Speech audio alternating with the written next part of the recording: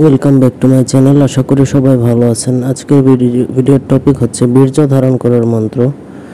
এক ফোঁটাও বীর্য বের হবে না। আপনি যতক্ষণ চাইবেন আপনার স্ত্রী সহবাস বা যার সাথেই সহবাস করেন, সহবাসকালে আপনার যদি দ্রুত বীর্যপাত হয় তাহলে এই মন্ত্র দ্বারা আপনি আপনার বীর্য স্তম্ভিত করে রাখতে পারবেন, থামিয়ে রাখতে পারবেন ততক্ষণ পর্যন্ত যতক্ষণ আপনার স্ত্রীর বীর্যপাত না হয়। অর্থাৎ আপনার স্ত্রীর বীর্যপাতের পরে চাইলে আপনি আপনার নিজের বীর্যপাত হবে।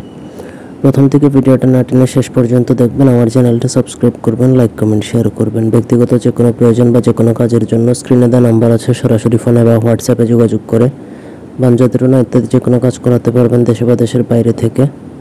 আর এই বিদ্যাটাও যদি আমার থেকে নিতে চান নিতেও পারেন। মন্ত্র হচ্ছে বীর্য শক্তি বীর্য রশ্মি বীর্য কলঙ্ক, যদি এক ফোঁটা বীর্য বাহির হয় মা তোমার মস্তক খায়। এই মন্ত্রটা আপনাকে ভোজপাতার মধ্যে কাম সিঁদুর দ্বারা লিখতে হবে অথবা কস্তুরীর কালি দ্বারা লিখলে হবে। তারপরে সেটা মাদুলিতে ভরে আপনারা আপনার কোমরে ধারণ করবেন। যে পুরুষের সমস্যা দ্রুত বীর্যপাত হয় সে কোমরে ধারণ করবে। কোমরে ধারণ করা অবস্থায় সে যদি স্ত্রীর সাথে মিলন করে তাহলে ততক্ষণ পর্যন্ত সে মিলন করতে পারবে যতক্ষণ না পর্যন্ত এটা নাভির নিচে না নামানো হয়। নকশাটা কবচটা নাভির নিচে নামালেই বীর্যপাত হবে, অন্যথায় বীর্যপাত হবে না, কোনোভাবেই হবে না। ধন্যবাদ সবাইকে।